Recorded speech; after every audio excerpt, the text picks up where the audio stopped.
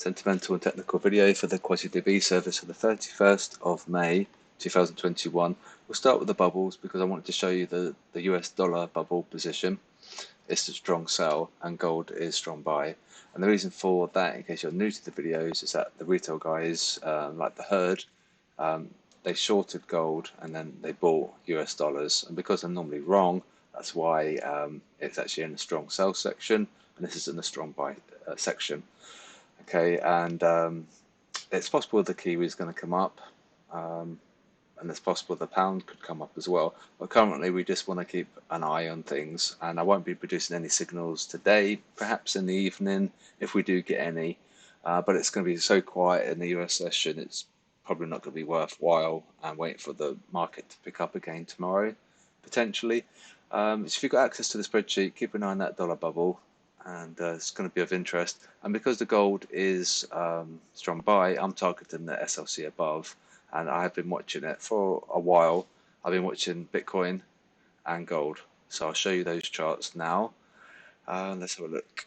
Let's start from the fresh AJ. There we go.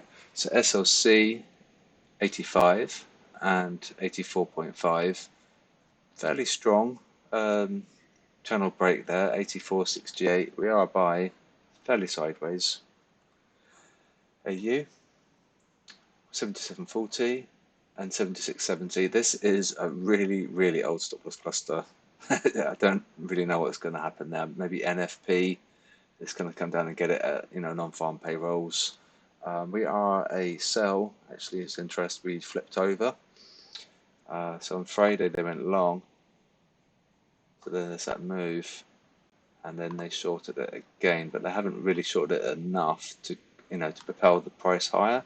They need to continue on that bias, then we can push up. So yeah, the pitchfork is descending. We've got a bearish Gartley, there. So that's going to hold true, pending that this doesn't break. But yeah, it's looking quite bearish, but you want to keep an eye on your risk as well when we are risk on. So that's obviously going to help the Aussie. EA, and obviously this is going to impact Aussie as well. Especially if this falls, it's going to be a sign of Australian dollar strength. The SLC above is at 158.50, one below is 156.80. We are a buy. It's doing like a rounding thing there. If they go long, it will come down and get that SLC. So it's maximum pain, really. EU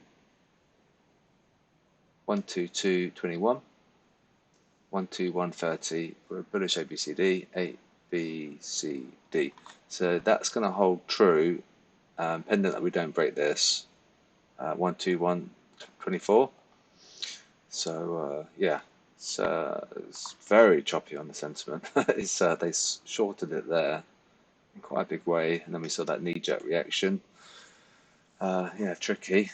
GU 14221, 14085 were a buy, and they shorted it, so then therefore becomes a buy because they shorted it around about here, there. I'm not sure why. Maybe they looked at that low, or maybe they looked at that low and they thought, oh, it must be bearish because we broke below, and so it formed a trap. Potentially, you can see how they sold it here.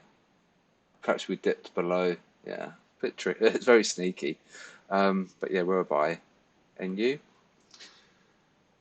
72.85 and 71.99. So 72. Yeah. Buy, and they went long there, so it's a bit of a mismatch there. Yeah, it's very choppy. If they go long, it should come down. So yeah, Euro Yen. So C above is 134.20 and 133.5. Yeah, so the one below is large of the two, but we are a buy, and they shorted it. Yeah, they had to sell it there. So you'll have to look left to see why they shorted it. Maybe it was news driven. There could be potentially something in the news that would cause them to sell, and at that point they did in a big way, and so we came up. Pound yen 155.5.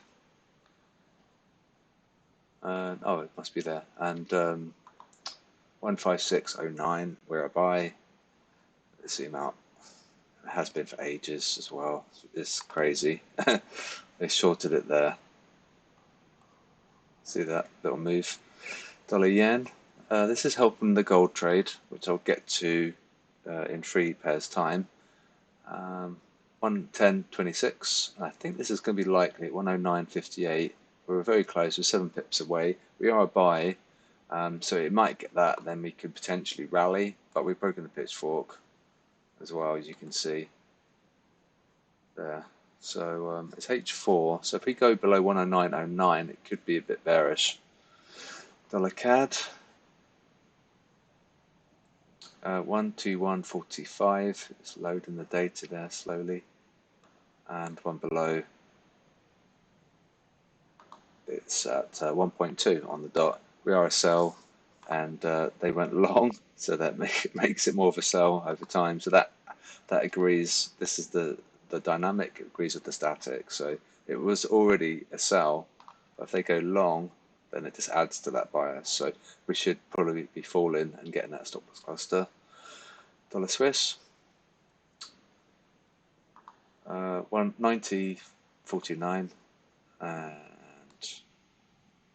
89.19, and we're a sell. We've got descending shift channel and a bearish ABCD, and you can see the levels there as well. You can pause the video.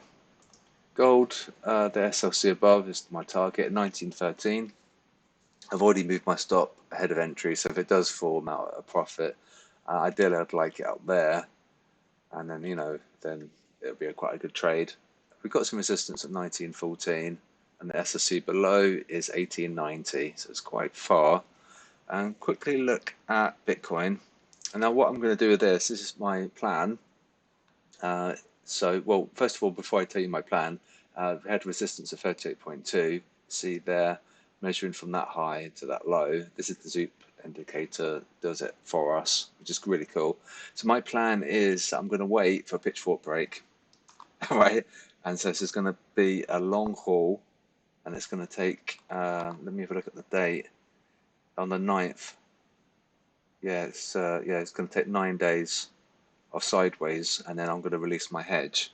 So I don't mind if it comes down, I don't mind if it comes up, but I'll release my short when we break this pitchfork in 9 days time. So that's the 8th. Yeah, so 8 to 9 days time. I'll update you guys with what I'm going to do with this.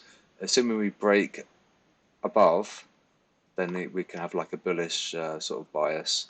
Ideally, I'd want it above the 38.2, which is 40,271. So I'm probably going to wait for that. So I'll wait for the 38.2 and I'll wait for the pitchfork break. So it'll be around about here. So the 9th of June. April, May, June. Yeah, so I'll stop waffling now. I'm quite tired, so I'm gonna probably hit the hay. If you need any charts or anything, let me know. And thanks to Marco as well for doing that awesome analysis from last week's signal. That's going to be really helpful for educational purposes. So have a good day, and I'll speak to you guys later, probably in the evening. Have a good one.